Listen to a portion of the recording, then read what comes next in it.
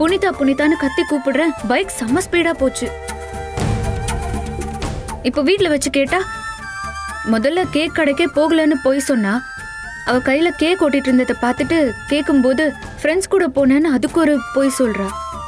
சரி இத பார், நீ பைக்ல போகும்போது தானே பார்த்த.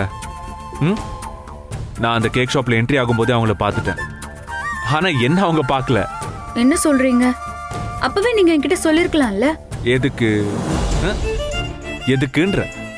ஏன் வீட்ல போட்ட ஃபைட்ட அங்க கேக் ஷாப்ல போடுறதுக்கா? என்ன இப்படி சொல்றீங்க? அவளை அங்கேயே நீங்க கண்டிச்சிருக்க வேண்டாமா? உங்களுக்கும் உரிமை இருக்குல்ல. நந்தினி, இதுதான் பிளெண்டர் மிஸ்டேக். இத பாரு, நான் உன்னை மட்டும் சொல்லல. இது நிறைய பேர் இதே மாதிரி தான் எமோஷனல் ஆயிட்டு, பயங்கர எமோஷனல் ஆயிட்டு பிரச்சனையை பெருசு பண்ணிக்கிட்டு இருக்காங்க. நம்ம வீட்டு பொண்ணு நம்ம கண் முன்னாடியே யாரோ ஒரு பையன் கிட்ட பேசிட்டு இருந்தா தட்டி கேட்க கூடாதா சார்? அது தப்பா? ஐயோ, நீ தப்பா புரிஞ்சுக்கிட்டு பேசாத.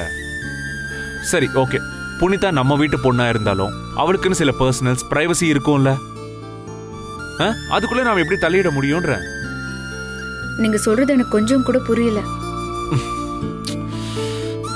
சரி ஓகே, ஷாப்குள்ள நான் அவங்கள பார்த்தும் பார்க்காத மாதிரி வந்துட்டேன்ல, அதே மாதிரி நீயும் அப்படியே விட்டுரு. அப்படியெல்லாம் இருக்க முடியுமா? குழந்தை நெருப்பு தொட போறத பார்த்துட்டு வேடிக்கை பார்த்துட்டு இருக்க முடியுமா? நீ இன்னும் ஆரம்பிச்ச இடத்துலயே நிக்கிற. இத பாரு, நீ இப்போ புனிதா கிட்ட இதை பத்தி பேசினா உங்க 2 பேருக்கும் நடுவுல பிரச்சனை தான் வரும். அப்புறம் புனிதா உன்னை அக்காவா பார்க்க மாட்டா. ஏய், அவளுக்கு நல்லதெல்லாம் தப்பா தெரியும், தப்பு எல்லாமே நல்லதா தெரியும். அப்ப வர என்ன பார், புரியுதா? இப்ப என்ன பண்ணணும்? புனிதா கிட்ட அந்த பையனை கூட்டிட்டு வர சொல்லு. அவ கூட்டிட்டு வரட்டும். கூட்டிட்டு வந்ததுக்கு அப்புறம் அவனை பார்த்து அவன் வேணுமா வேண்டாமான்னு அப்புறம் முடிவு பண்ணலாமே. சரி, நீங்க சொல்ற மாதிரியே செய்றேன். அந்த பையன் யார் எப்படி இருந்தான்னு நீங்க பாத்தீங்களா?